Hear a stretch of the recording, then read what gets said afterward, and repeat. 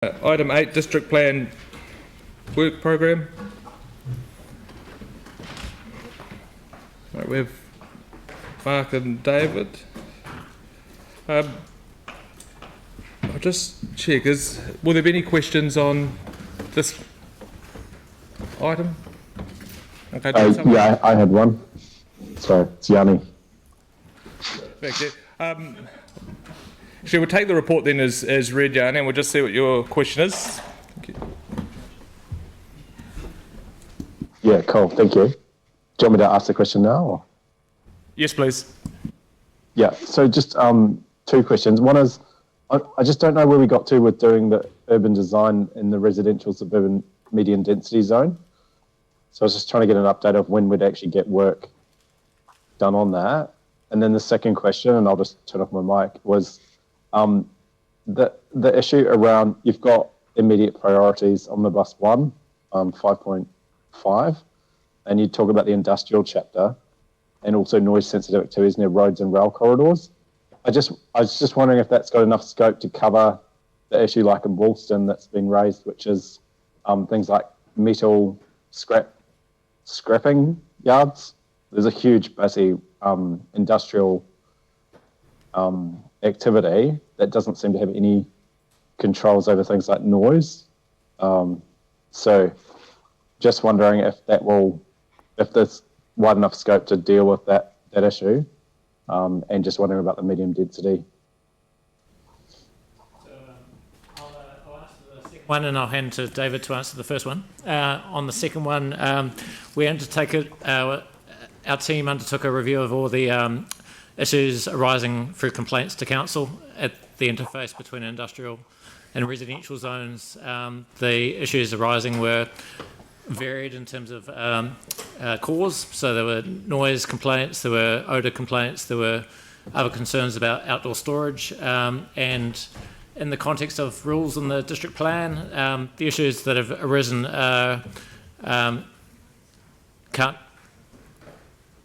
the issues arising are there was non-compliances with the district plan, and it comes down to enforcement of the provisions of the plan rather than there being a need to review or change the rules in the district plan. Well, I mean, I don't know how many people have seen what's happening on Garlands Road, but there's basically a massive rubbish dump that's just appeared in the middle of an area adjacent to a residential neighbourhood.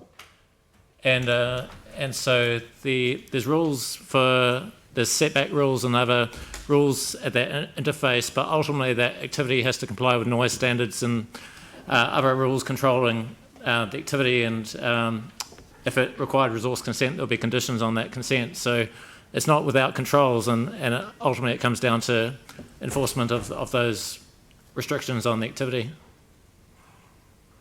Well, yeah, okay. I just don't think those controls are adequate, which is why I was hoping that we were going to have a plan change, looking at what we did to kind of create a better buffer between the residential and that sort of heavy industrial type activity.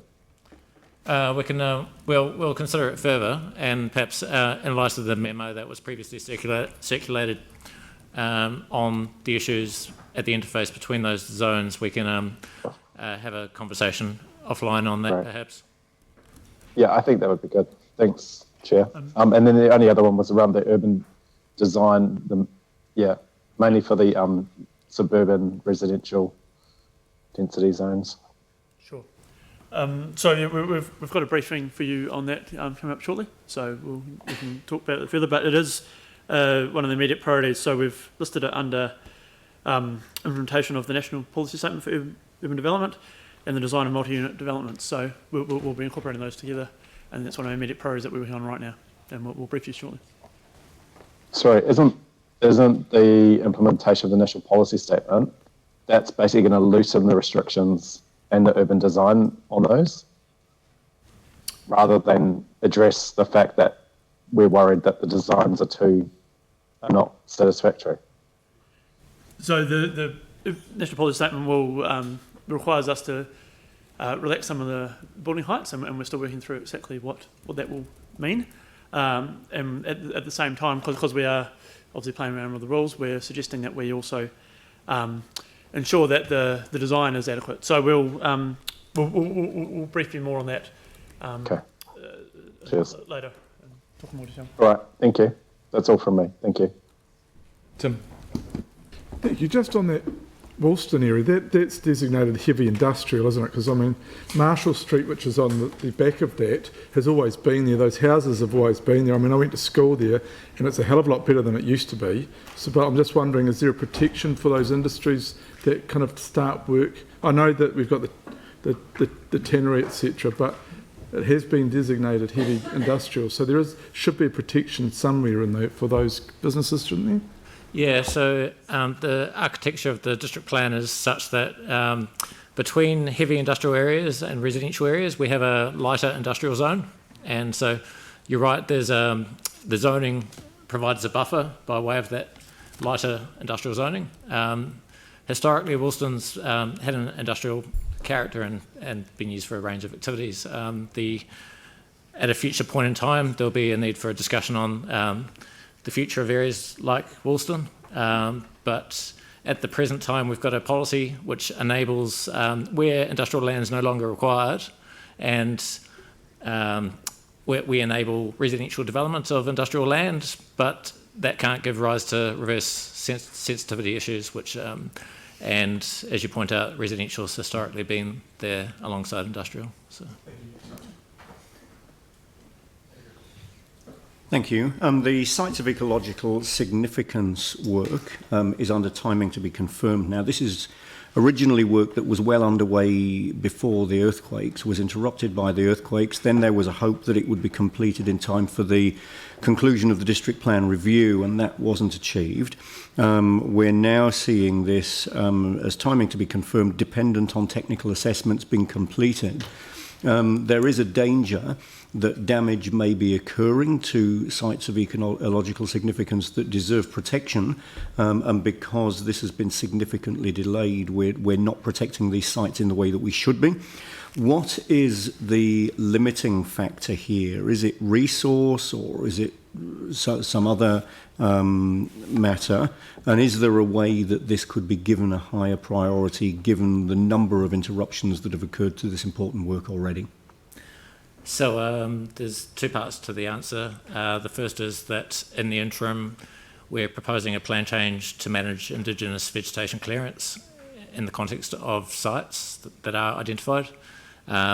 Related to that, the district plan, whilst it doesn't identify all the sites that are potentially of significance that plan change would seek to add to, there is a schedule in the district plan that identifies vegetation types that are deemed to be significant. And so, for instance, if a farmer or other property owner has Indigenous vegetation on their property, it might not be identified as a site of ecological significance, but the vegetation that is on that property is identified in the district plan, and there's rules controlling clearance in any case.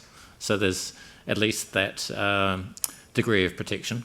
In terms of answering your question about that later plan change on sites of ecological significance, it boils down to funding for the work. And when timing to be confirmed, is there any sense of what sort of target time frame we're working to with these? So there was a policy inserted by the Independent Hearings Panel that the work was to be completed within 5 years of the district plan being made operative, which was would take us through to 2022. We're not going to meet that.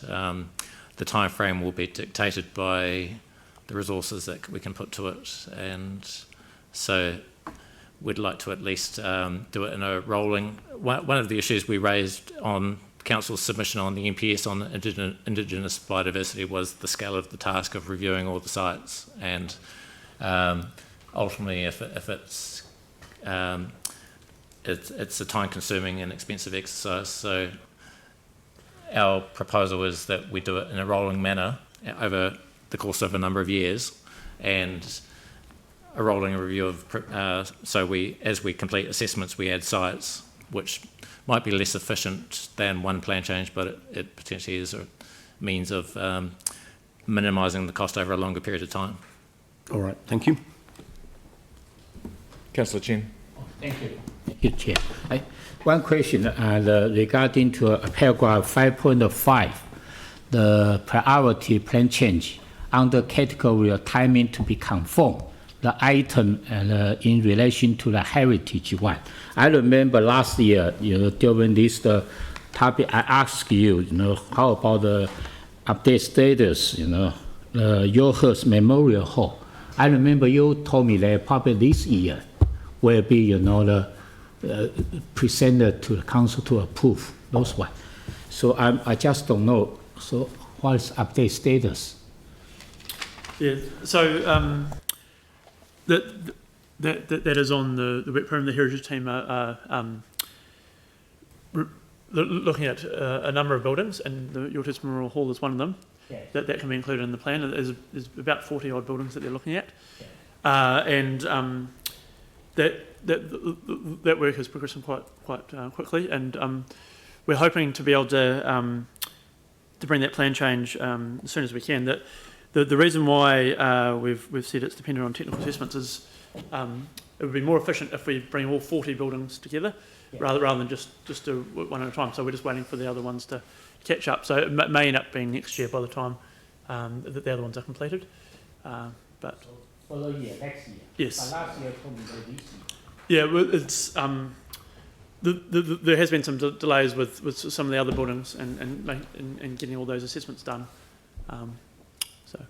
Okay, thank you. Excellent. Does someone want to move this? Councillor Chen, and seconded by Councillor Keon. All those in favour? Aye. Against? Carried. Okay.